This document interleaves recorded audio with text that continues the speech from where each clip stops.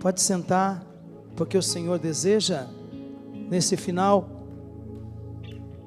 de pregação, uma resposta a tudo aquilo que ouvimos desde a manhã. Você não precisa de muitas palavras. Por sinal, homens e mulheres de Deus responderam sem nenhuma palavra. Me encanta a resposta de Abraão. Abraão não olhou para a sua idade. Abraão não olhou para o seu impossível. Moisés começou a olhar para as suas dificuldades. Senhor, mas eu sou gago, manda meu irmão Araão. Porque às vezes a gente pensa que a escolha de Deus se dá pelas nossas virtudes, pelas nossas capacidades, né? Não é assim. O Senhor chama a todos, indistintamente, amém? Mas Ele não escolhe a todos. Ele só escolhe aqueles que respondem sim ao seu chamado. E nem sempre são os melhores que respondem sim ao chamado de Deus. Nem sempre. Nem sempre são os mais bonitos, capacitados, mais jovens. Pelo contrário.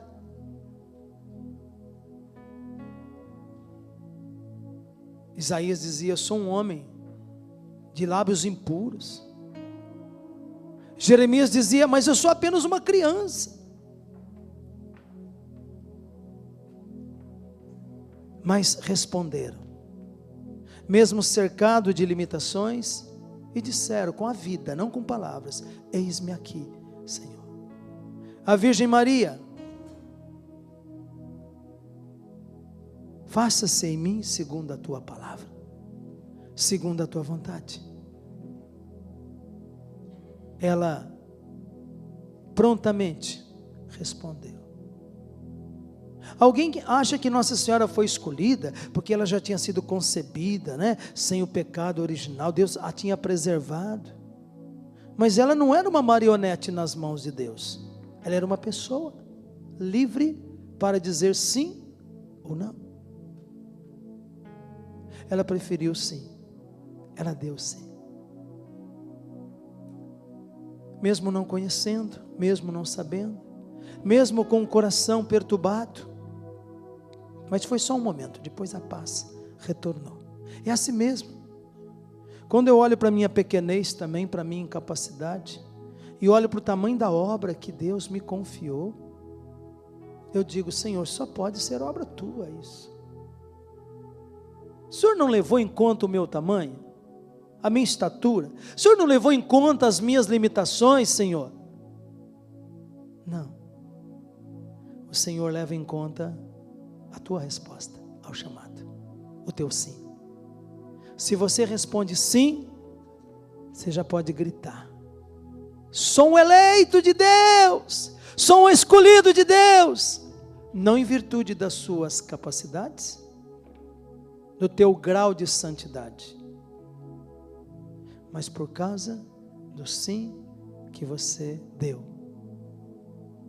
Muitos são chamados, poucos os escolhidos. Por isso Jesus falou: rezem.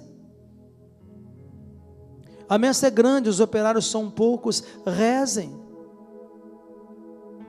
para que o Senhor envie operários à sua messe. De fato, a messe é grande, os operários são poucos. Quem sabe você que está me vendo agora, levante a mão e diga: eu quero fazer parte desses poucos, Senhor. Eu respondo: eis-me aqui, porque eu quero ser do número dos teus escolhidos, Senhor. Porque agora eu sei que o Senhor só escolhe aqueles que respondem sim ao seu chamado. Francisco de Assis e outros santos perguntavam: Senhor, mas por que? Tinha tanta gente melhor do que eu. E o Senhor respondeu: é por isso mesmo, Não tinha outro pior que você, eu chamei você. E graças à tua resposta, você foi escolhido, você foi eleito. Então você que está nos vendo agora, não tenha medo de responder, especialmente aos jovens. Ei, juventude, eu quero me dirigir a vocês agora. Quando terminou a jornada da juventude no Rio de Janeiro, o Papa deixou cravado no coração da juventude uma frase, que foi na verdade um mandato, uma ordem de envio. Lembra-se disso, jovem? Claro que você lembra. O Papa Francisco, olhando nos olhos e no coração de cada jovem que estava naquela jornada, disse: jovem, ide, sem medo, para servir. Eu faço minhas as palavras do Papa para você, jovem. Ide, sem medo, para servir. Ou então venha com a gente, venha para a Esperança e Vida. Quem sabe nesse ano da misericórdia você decida e pare de ficar pedindo sinais, pare de ficar pedindo provas de que você está sendo chamado. Em nome de Jesus, eu estou te chamando, vem com a gente.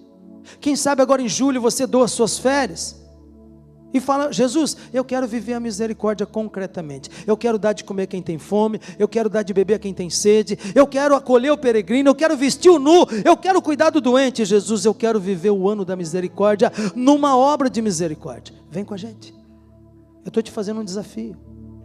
Você não levantou aquele dia lá no aterro do Flamengo? Você não gritou forte com 4 milhões de jovens? Você não acolheu o apelo de Deus pela boca do nosso querido Papa? Responda, responda: eis-me aqui, Senhor. Eu quero viver a misericórdia, eu quero viver o amor misericordioso. E olha que o Papa, na carta que ele escreveu para mim e para você, o rosto da misericórdia, diz que a misericórdia é condição para a salvação. Sobretudo a prática das 14 obras de misericórdia, as 7 corporais que eu me referi agora e as 7 obras espirituais. Eu estou convencido de que eu não vou entrar no céu se eu não praticá-las.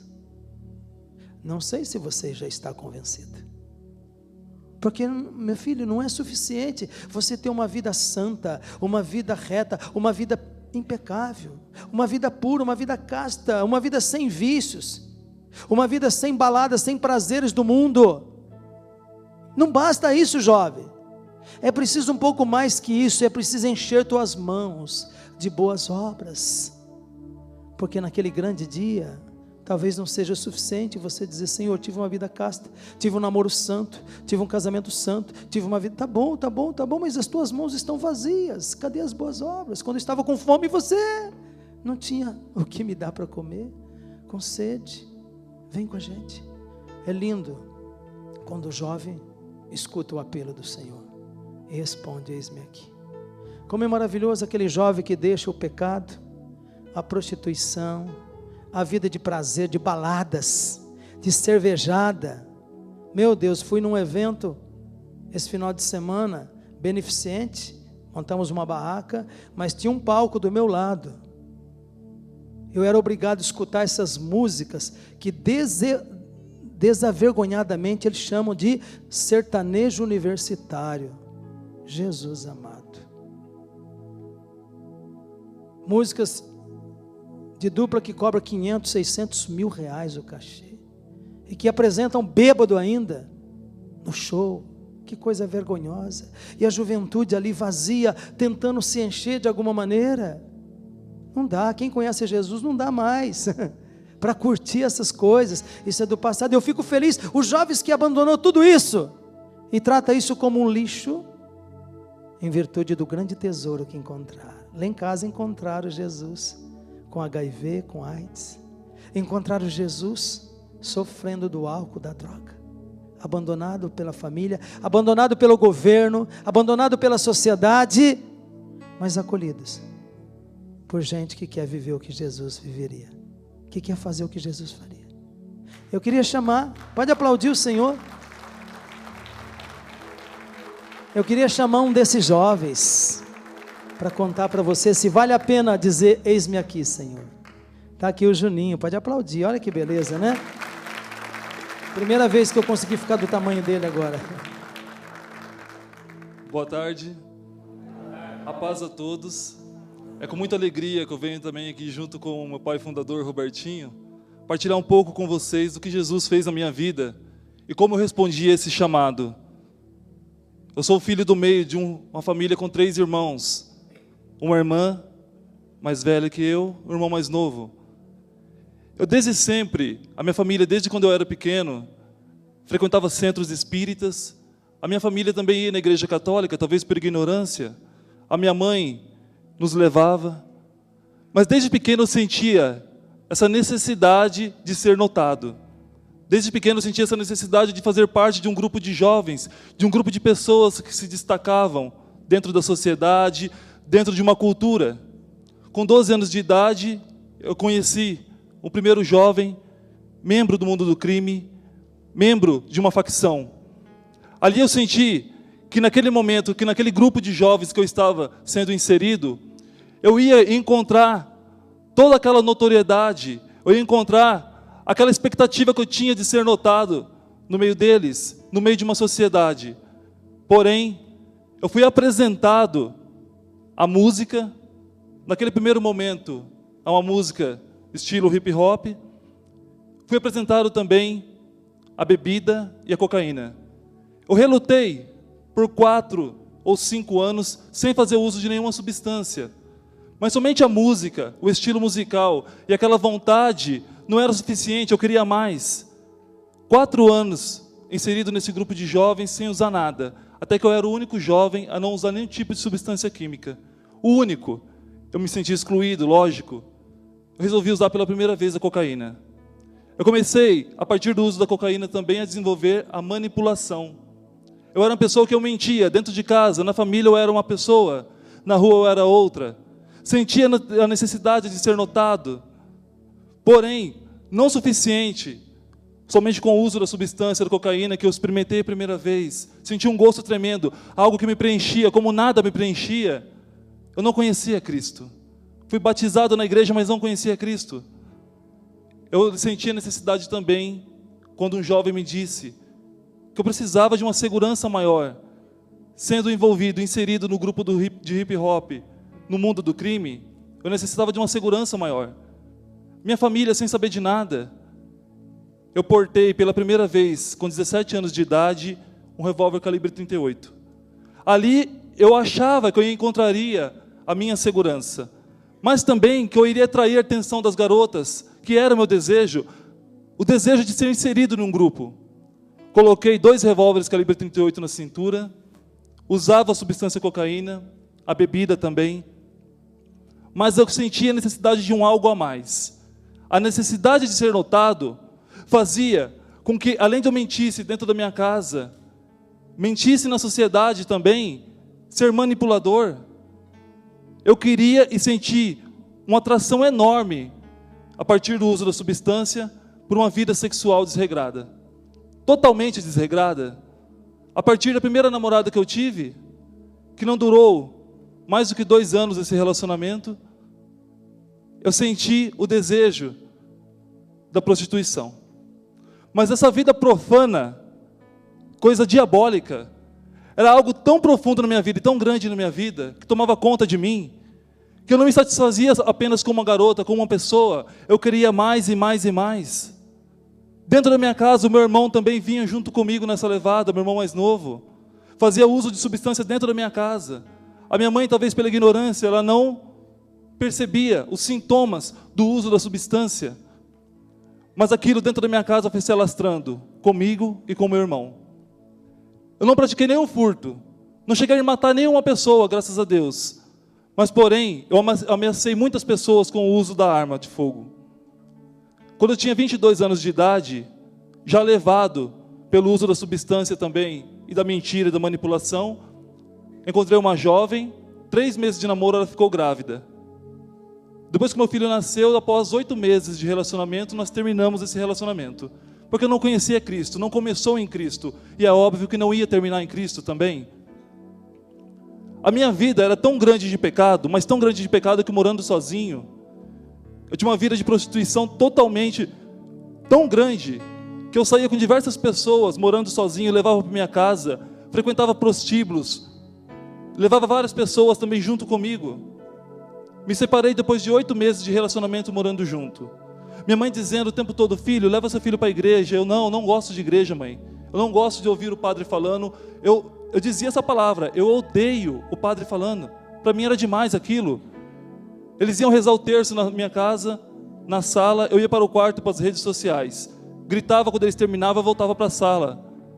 Quantas vezes eu chegava na minha casa, minha mãe no sobrado, rezando o Santo Terço. Aquela mulher nunca brigou comigo, mas ela sempre rezando. Ela confiava naquele, ela confiava no Senhor. Ela sabia que o Senhor poderia libertar os filhos dela, porque ela já não agia mais. Ela dizia: o meu Deus é o Deus do impossível. No possível eu vou, no impossível eu não posso mais.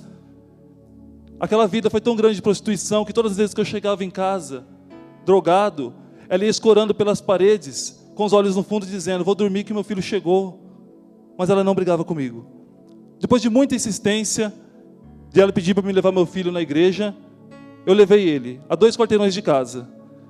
Quando eu levei meu filho na igreja, ao final da Santa Missa, quando o padre deu a bênção final, eu não queria ficar naquele lugar, no fundo eu ficava olhando para o relógio. Ele deu a bênção final, peguei meu filho pelo braço e falei: vamos embora daqui, vamos embora. Eu não estava ali, somente de corpo presente. Quando minha mãe pegou, estava em casa orando, ela me disse depois, naquele mesmo horário, um grupo de jovens na saída daquela igreja, um jovem numa porta, do lado da porta, e um senhor na porta do lado.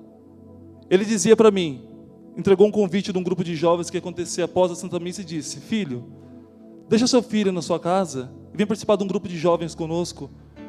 Eu olhei para a cara dele e falei assim: eu não gosto de igreja, não gosto de padre, não gosto de missa. Coloquei aquele papel no meu bolso, aquele convite amassado, e saí. Eu não conhecia Cristo. Eu andei em torno de 50 a 100 metros quando eu senti um calafrio nas minhas 2 pernas. Ia subindo esse calafrio e subindo, e de repente um calafrio tomou conta do meu corpo. Eu não sentia, eu não entendia que aquilo estava acontecendo, quando eu escutei aquela voz que por 3 vezes disse: volta, volta, volta.